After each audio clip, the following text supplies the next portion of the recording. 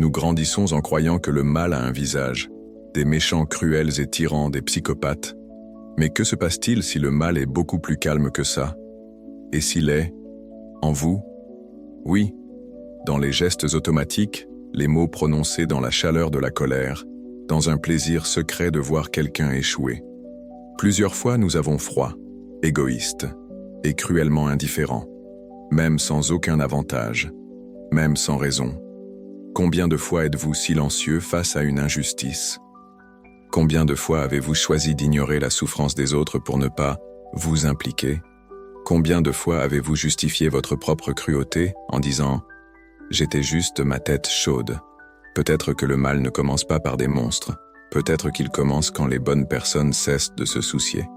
Aujourd'hui, explorons une question inconfortable.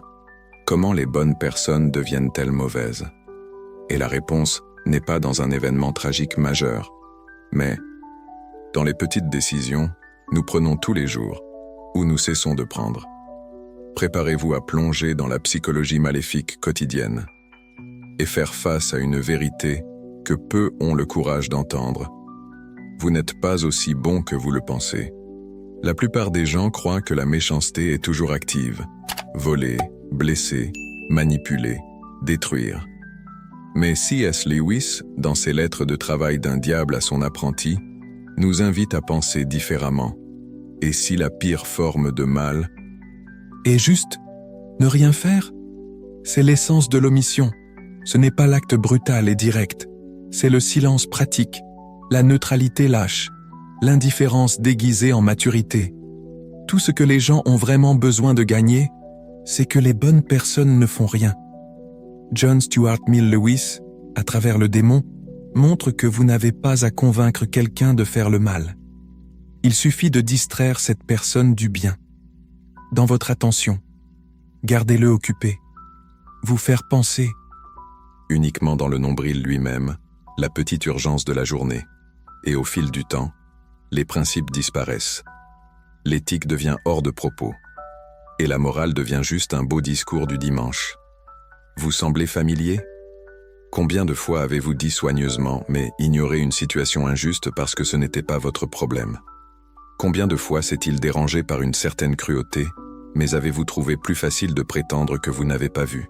Ou pire, combien de fois avez-vous été cruel envers quelqu'un et en fin de compte, j'ai quand même réussi à dormir en croyant que c'est une bonne personne? L'omission est une forme sophistiquée du mal. Cela se produit lorsque nous cessons d'agir en fonction de nos valeurs, mais nous maintenons le discours. Et cet abîme entre le discours et l'action, entre la morale et l'attitude, est l'endroit où le mal s'est déguisé en bonté. Lewis montre que le diable ne veut pas que vous deveniez un tueur. Il veut que vous continuiez à vivre comme il a toujours vécu, généralement distrait, décemment égoïste et totalement inoffensif. Dites-moi avec qui vous marchez et dites-vous qui vous êtes. Vous avez probablement entendu cette phrase, mais vous ne comprendrez peut-être jamais à quel point il est littéral.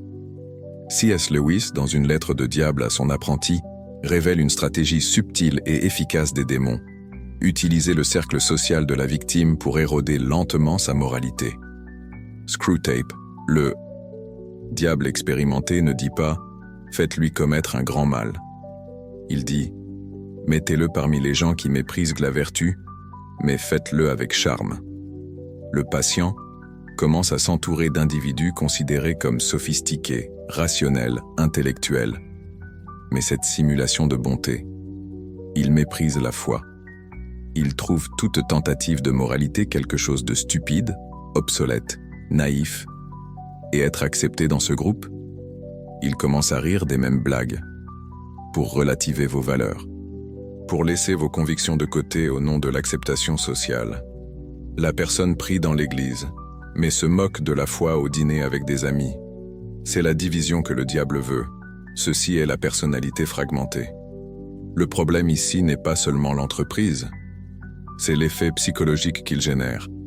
Le sentiment que vos valeurs doivent être stockées dans votre poche afin de vous installer. Et c'est à quel point les gens deviennent mauvais, non pas parce qu'ils veulent du mal, mais parce qu'ils ont progressivement abandonné leur engagement envers le bien. Et dans ce processus, vous ne le remarquez même pas. Un jour, vous vous réveillez et ne savez plus ce qui est bien ou mal. Vous savez seulement ce qui est pratique. C'est une brutalité silencieuse. La cruauté qui se cache derrière de bons vêtements, des blagues intelligentes et des réunions sociales élégantes. Au fond, Lewis nous demande « Devenez-vous qui admire ou imitez simplement qui vous entoure ?» L'un des plus grands dangers soulignés par C.S. Lewis dans les Lettres du diable à son apprenti est la déconnexion entre ce que nous pensons être et ce que nous faisons vraiment. C'est-à-dire le fantasme de la bonté que nous créons sur nous-mêmes. Screwtape, le mentor démon, enseigne ce qui suit. Que l'humain imagine qu'il est une bonne personne, qui pense à de grands actes de générosité. Cela rêve de donner tout son héritage à la charité. Mais assurez-vous qu'il ne fait rien de tout cela. Ce fantasme sert à anesthésier la conscience.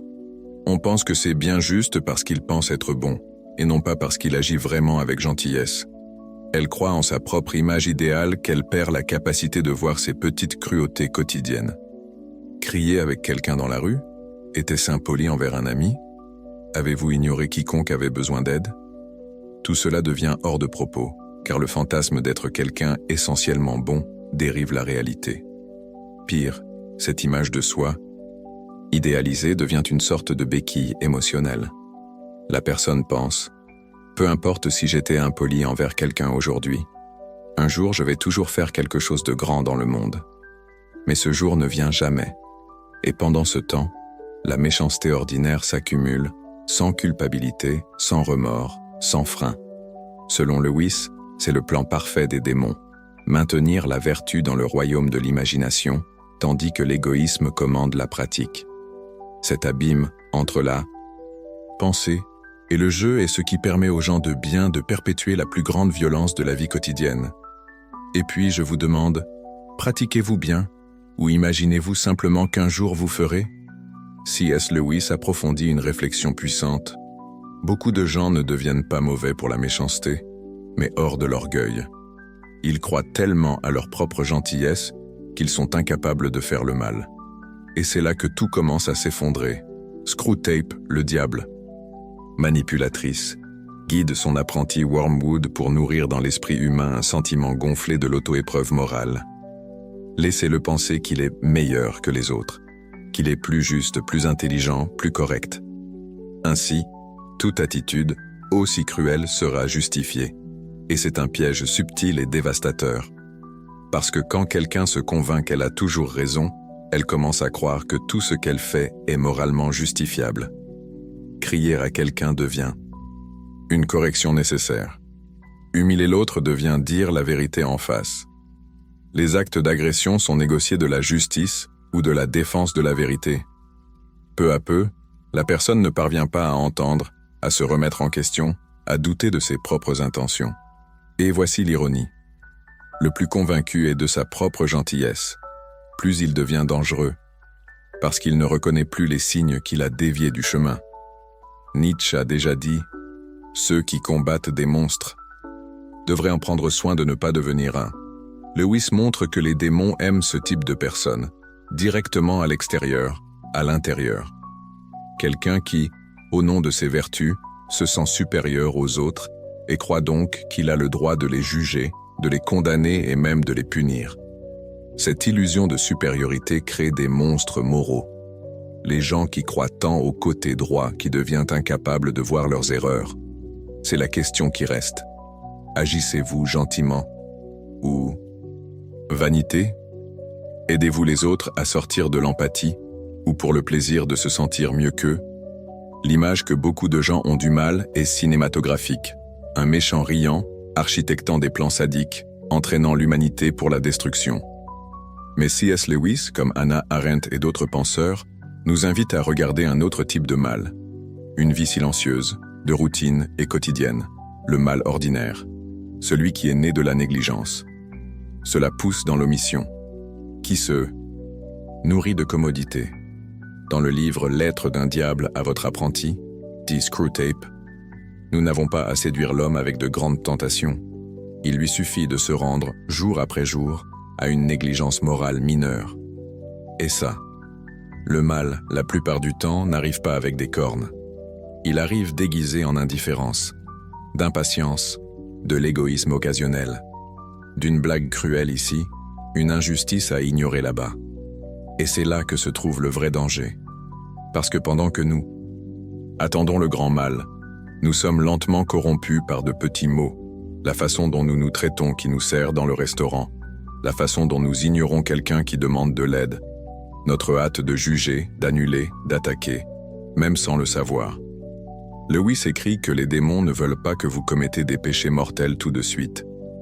Ils préfèrent vous habituer à l'idée que « OK » est un peu cruel, un peu injuste, légèrement indifférent, jusqu'à ce que, sans s'en rendre compte, vous devenez quelqu'un qui n'a jamais pensé que cela pourrait l'être.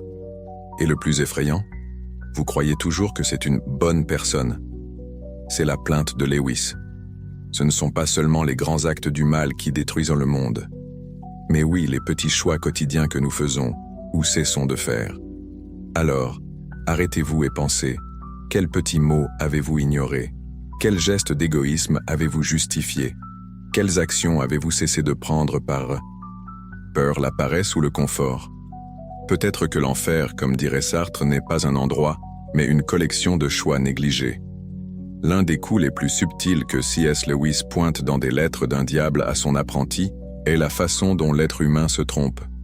Pense être bon, mais seulement en théorie. Screwtape, le démon expérimenté, guide son apprenti pour encourager la victime à imaginer de grands gestes de gentillesse. Faire un don à la charité, sauver des vies. Vivre comme exemple moral. Mais tout cela juste dans l'imagination, jamais en pratique. L'esprit de la personne est préoccupé par les grands fantasmes, alors que dans le monde réel, elle traite mal ses parents, humilie des collègues, agit avec indifférence ou fierté. C'est le piège parfait. Croyez que vous êtes bon parce que vous imaginez que vous pourriez faire du bien, même si vous ne l'avez jamais vraiment fait. Lewis explique que ce genre d'auto-randonnée est l'un des moyens les plus simples de dégradation morale. Pire, la personne continue de croire qu'elle est sur la bonne voie. L'homme imagine qu'il sera généreux à l'avenir, mais aujourd'hui, il traite le caissier du marché avec mépris. Le fantasme de la bonté est dangereux, car il nous soulage de la responsabilité de l'heure. Cela nous donne l'illusion que nous serons bons en cas de besoin, mais jamais quand c'est possible. La véritable gentillesse n'est pas une promesse pour l'avenir. Il est fait de petites actions dans le présent, de respect, d'empathie, d'intégrité, et donc, Lewis fait un puissant avertissement. Plus vous passez longtemps à fantasmer votre gentillesse, moins vous avez de temps à le pratiquer. Alors, réfléchissez avec sincérité. Votre gentillesse est-elle réelle ou simplement idéalisée? Vos actions sont-elles compatibles avec votre image de vous-même? Parce qu'à la fin, la différence entre le bien et le mal peut être exactement là, entre ce que vous croyez être et ce que vous faites vraiment. La frontière entre le bien et le mal n'est pas établie entre les nations, les religions ou les idéologies. Il est dessiné dans chaque être humain. Nous avons tous la capacité d'effectuer de petits actes de compassion ou de petites cruautés qui s'accumulent. La vraie question n'est pas si vous êtes une bonne personne. La vraie question est, vivez-vous selon les valeurs que vous dites que vous avez? C.S. Lewis nous rappelle que le mal commence rarement par de grandes décisions. Cela commence par de petites concessions, avec la normalisation de l'indifférence, avec le choix de ne pas se soucier. Et donc le choix pour le bien est également une bataille quotidienne, pas fait de grands gestes, mais de petites résistances, de petits gestes de l'humanité. Si cette vidéo vous faisait réfléchir, ou peut-être même vous soupçonner, puis il a rempli son rôle. Maintenant je veux t'entendre. Croyez-vous que les bonnes personnes deviennent vraiment mauvaises? Avez-vous déjà senti que vous éloignez de vos propres valeurs sans même vous en rendre compte? Commentaire ici, ci-dessous. Élargissons cette conversation dans les commentaires. Votre point de vue est fondamental pour ce débat. Et bien sûr, si vous appréciez des réflexions intenses comme celle-ci, laissez-vous, abonnez-vous à la chaîne et activez la cloche. Merci beaucoup d'avoir accompagné jusqu'à présent. Et nous nous voyons dans la prochaine plongée dans l'esprit humain. Jusqu'à plus tard.